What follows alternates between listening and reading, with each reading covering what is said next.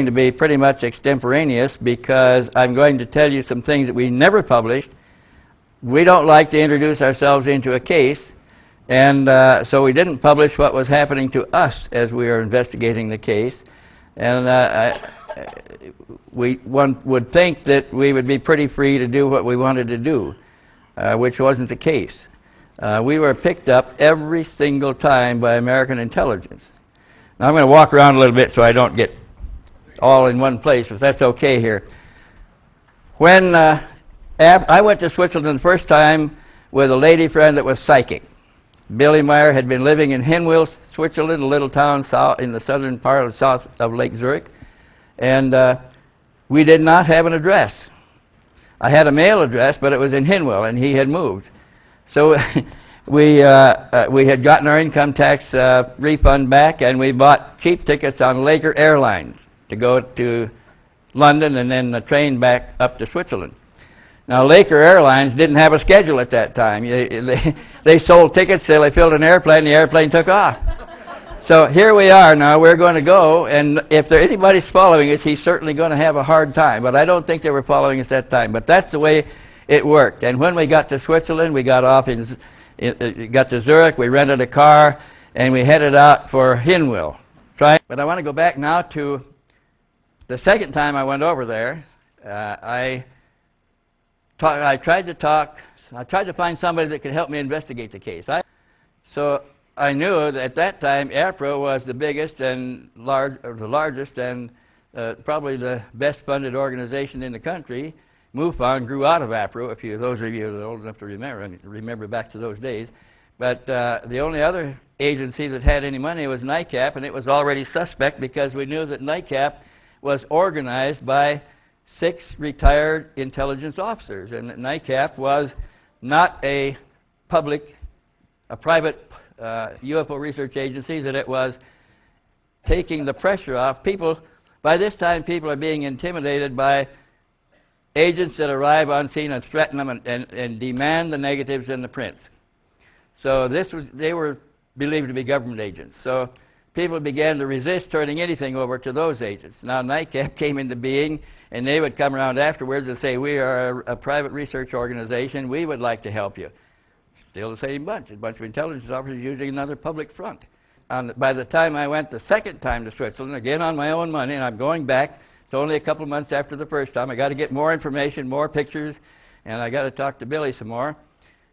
And this time he took me over all of the photographic sites one by one and restaged or reenacted the photo sequence so I could see where he stood, how he used his camera. When he kneeled, he kneeled. When he walked, he walked. And this allowed me to give perspective to the series of pictures and also to put them in serial sequence, because the slides that I was seeing were not filed in any particular order. They were numbered, but they were also mixed from one roll to another. Anyway, as we went over the sites, the photographic sites, I noticed another thing. Every site we went to had a Pilatus Porter airplane. It's a Swiss Army observation airplane circling overhead. And I asked Billy if that was normal. He says, oh, I see them all the time. He says Switzerland has a lot of military airplanes, and all the civilians are in effect military people because they all have an issued gun and they all have a uniform and they all have a place on an organization chart. And so I became convinced, walking over the sites, that it would be difficult to fake most of these pictures because the sites were often remote. Billy got there on a moped. A moped is a small powered motorcycle. It's almost the size of a bicycle. And I was impressed by the approach. One time we had to go through a locked fence to get to a property, the house that the farmer lived on, and then he had to unlock another fence to go through, and the path was up a steep hill, so steep that Billy had to run his moped and push it to get it up the hill at one time. When we took a four-wheel drive Jeep up there, the Jeep stalled, wouldn't make it. I knew that Lee and Tom were in London on a bank sweep. And after seeing this for a whole day, I got on the phone in Billy's house and called London. They'd left me numbers and told them, you've got to come over here and see what I've just seen. I'm sure that you'll agree that these pictures could not have been faked by anybody, considering the positions they were taken from, the camera that was being used, the access to the sites, and all of that sort of thing. So they finally agreed at the end of their bank sweep to come over and meet me 2 days later at Billy's house. They did, and we went out and went over the sites again, and they agreed that it would be pretty tough to fake any of these pictures at that time, especially since he was a one-armed man using a broken camera, and he was operating alone. Nobody ever saw Confederates. Nobody ever saw anybody helping him.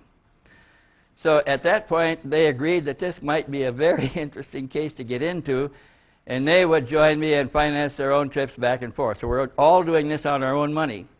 Now, I got to tell you right now that I would never have gone the second time, third time, or fourth time at any point if I had ever suspected that there was some faking being done or that it was being hoaxed. I would have terminated it right there, because I don't like to spend my money chasing hoaxes. And that never happened. And it never happened with them either. So we kept on. And by the time we decided to go back the third time for me and the second time for Lee and Tom, we have talked to each other over the telephone about the trip maybe 3 times. And when we got out to California that time, we bought Laker tickets again, their cheapest ones then, and we got on the next scheduled airline. Whoa, let me back up here. After we had agreed that we would go back together a third time, and we now resolved to do it, and we're making our plans. A few days after this, 10 days to 2 weeks, Lee got a letter in the mail. Now, Lee hasn't been involved in this up to this time except to meet me in Switzerland, all on European territory, and go back to London. But here he receives a letter in the mail on blue parchment with a nice silver crest in the upper left-hand corner. It says Knights Templars of Malta, and an address for them in London. And he opened it, and inside was a 1-paragraph short letter that said, on more blue parchment with the silver crest on the top of the page, the crest is the Knights Templars of Malta, and the letter was, a short letter says, "I believe we have interests in common. Would you please give us a call